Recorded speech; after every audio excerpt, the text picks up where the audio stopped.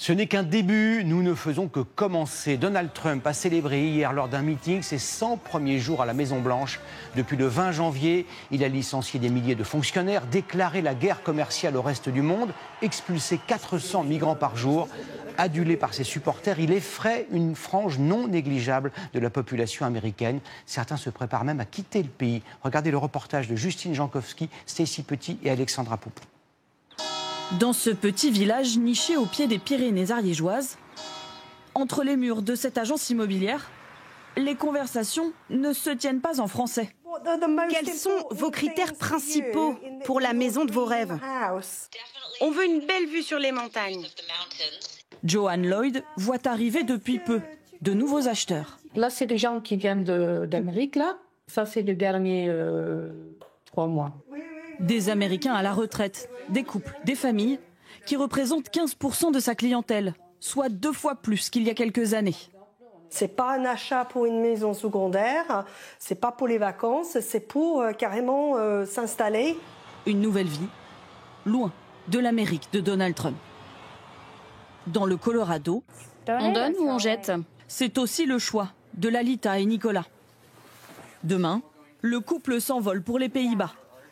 Plus que 24 heures pour vider leur maison, achetée il y a 3 ans. Dernière machine. Les 2 instituteurs pensaient à l'époque construire leur vie ici. C'est le jour où je suis devenue citoyenne américaine.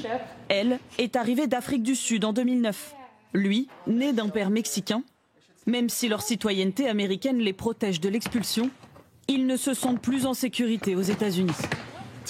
J'ai tout le temps le cœur qui bat. Je suis terrifié. Nicolas craint désormais les forces de l'ordre. La semaine dernière, cet Américain d'origine mexicaine a été arrêté, soupçonné d'être entré illégalement sur le territoire, et ce malgré son passeport américain. Moi, je garde mon passeport tout le temps sur moi. J'ai peur de me faire arrêter et de devoir prouver que je suis bien américain parce que je suis métisse. Les policiers pourraient me prendre pour un immigré. Mais partir relève du sacrifice. 20 000 $, toutes leurs économies englouties dans cette décision, prise au lendemain de l'élection présidentielle. Lalita s'est tournée vers moi dans le lit et elle m'a dit « On doit partir, on ne peut pas rester ».